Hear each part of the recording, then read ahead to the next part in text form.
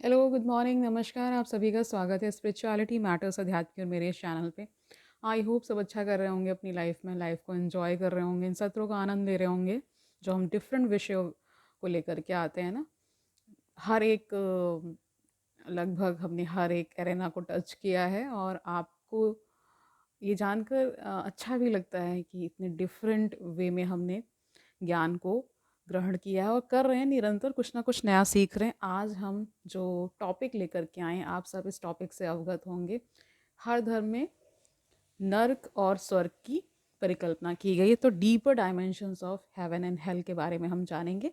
शुरू करते हैं आज का सेशन, लेट्स गेट स्टार्टेड। तो देखिए, heaven and hell are not physical destinations, they are also metaphysical reality। तो यहाँ पे क्या क्या कहा जा रहा है कि ये केवल फिजिकल डेस्टिनेशंस नहीं है, बल्कि क्या है, मेटाफिजिकल रियलिटी भी है। मेटाफिजिकल यानी कि जो फिजिकल के आगे का है ना, पराभौतिक। ठीक है। We cannot only speak literally about heaven and hell because they are realities that transcend what we as humans have collectively experienced with our senses। तो कह रहे हैं लिटरली तो इसके बारे में, यानी बहुत निश्चित तौर पर तो नहीं कह सकते हैं, लेकिन क्या कह सकते हैं कि ये रियलिटीज़ ऐसी हैं जो जैसे इस धरती पे हमने जो कर्म किए होते हैं, अच्छा बुरा, उस हिसाब से सब तय होता है, ये तो हम सब जानते हैं। लेकिन जब ये तय हो रहा होता है तो जैसे अभी हम अपना जो जीवन जीते हैं, तो क्या हर पल हम इस होश के साथ जीते हैं कि ये कर्म मैं करूँगा तो मुझे नर्क मिलने वाला है, ये कर्म करूँगा तो स्वर्ग मिलने वाला? नहीं, हम अच्छा बुरा दोनों तरह के कार्य करते हैं। इसीलिए फिर क्या होता है, उसी तरह से हमें रिजल्ट भी मिलता है। ठीक है। आगे क्या कहते हैं, one day a man was praying to God and sincerely asked. एक दिन एक थोड़ी सी कहानी भी रहती है हर इसमें। God, what's the difference between heaven and hell. एक आदमी ईश्वर से प्रार्थना कर रहा था। उसने पूछा उस प्रार्थना में कि क्या डिफरेंस है हेवन एंड हेल में, नर्क और स्वर्ग में क्या अंतर है।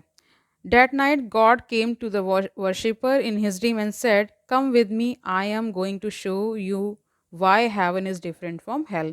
तो फिर रात में उसको स्वप्न आया और गॉड ने कहा, चलो मैं तुम्हें ले चलता हूँ और दिखाता हूँ कि नर्क और स्वर्ग में क्या अंतर है।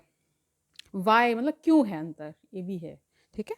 God first took the man to hell, showing him a table with an incredible feast with aromas so pleasing to the scent that the man couldn't help but salvi- salivate at the sight of it। तो वहाँ वो नर्क में ले जाते हैं, वहाँ पे एक टेबल लगी हुई है, बहुत अच्छा सा नाश्ता कह सकते हैं, है ना, लगा हुआ है पूरा। फीस्ट तो बेसिकली खान भोजन को ही कहा जाता है।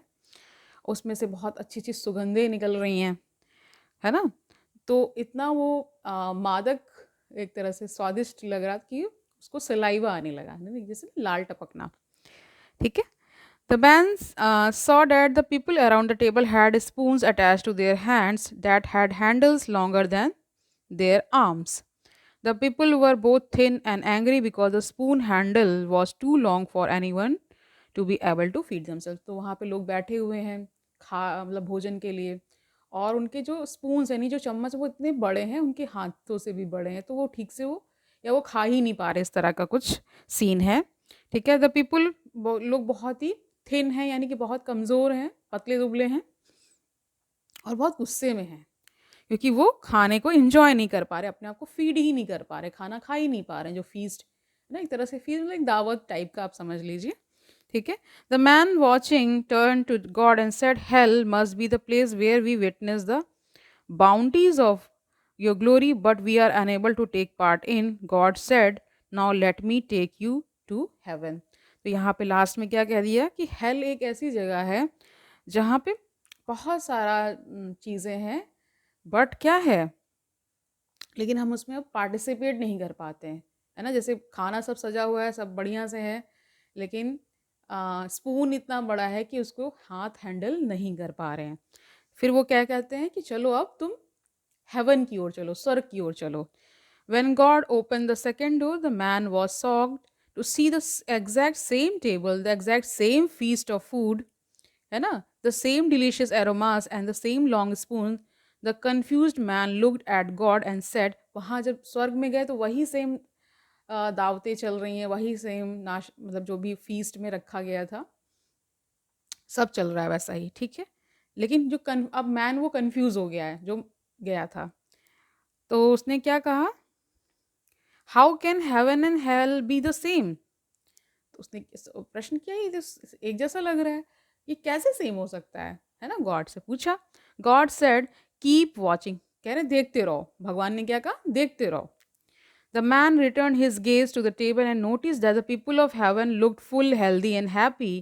He watched as each person in heaven filled their spoon with all the things they longed to eat and fed the ones next to them.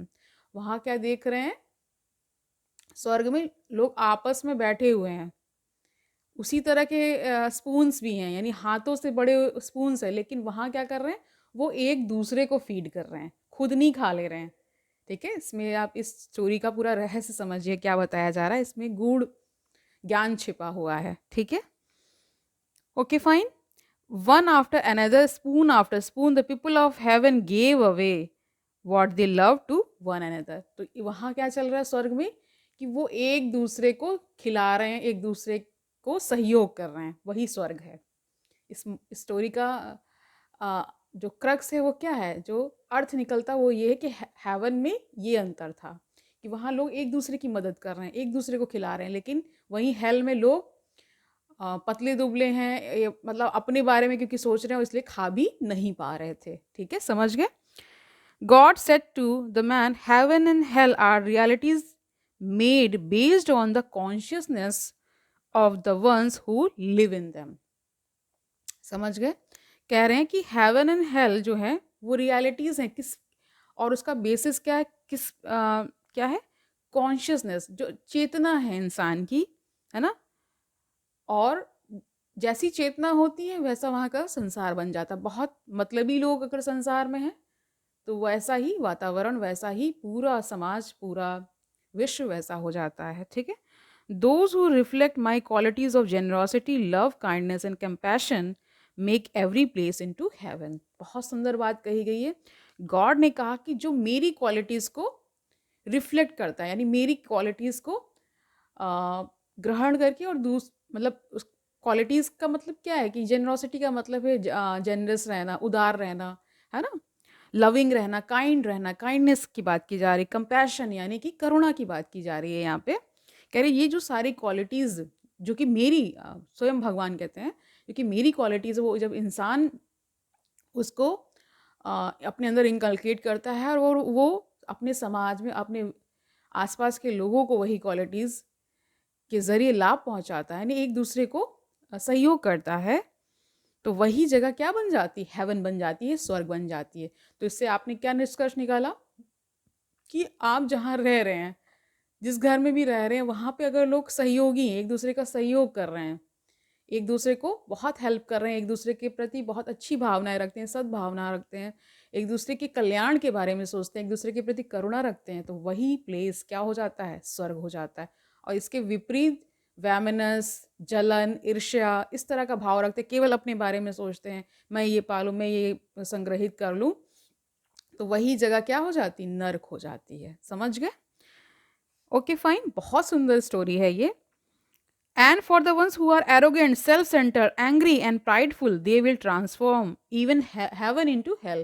तो आगे गॉड ने क्या कह दिया, और जो लोग बहुत एरोगेंट हैं, घमंडी हैं, सेल्फ सेंटर, अपने बारे में केवल सोचते हैं, एंग्री, बहुत गुस्से में रहते हैं, जो क्रोध में, और बहुत अहंकार जिनके अंदर है, वो क्या करेंगे, हेवन को भी हेल बना देते हैं, यानी कि स्वर्ग ही नर्क बन जाता है, ठीक है।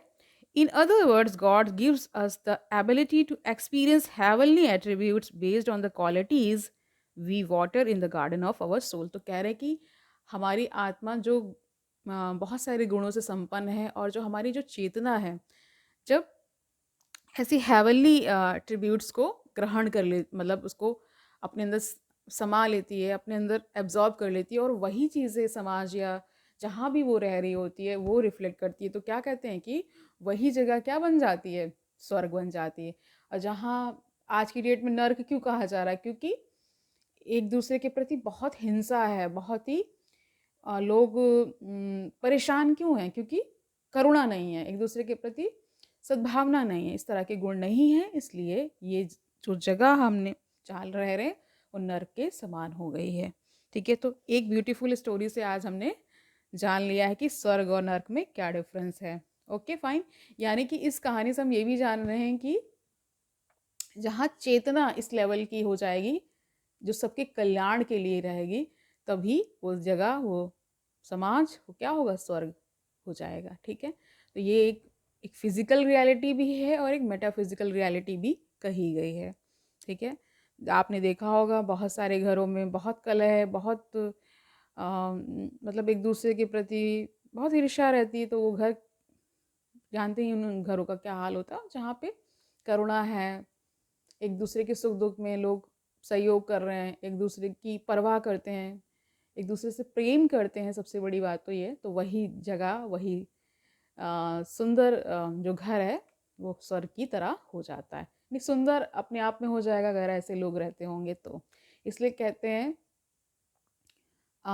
डिपेंड करता है कि लोग कैसे हैं, है ना। अगर लोग बहुत अच्छे होंगे तो वही जगह स्वर्ग है, लोग गंदे हो जाते हैं, लोग बहुत चिड़चिड़े रहते हैं, एक दूसरे के प्रति अच्छा भाव नहीं रखते, तो वही जगह नर्क हो जाती है। यही डिफरेंस है।